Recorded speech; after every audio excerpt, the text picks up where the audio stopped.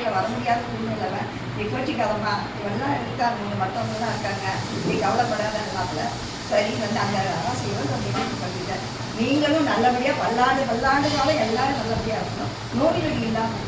இப்போ நான் birthday song நானே பாடிட்டு அப்புறம் ஒரு ஆளை எழுதியிருப்பாங்க. லாலலா லலாலா லாலலா லலாலா லாலலா லலாலா லாலலா லலாலா.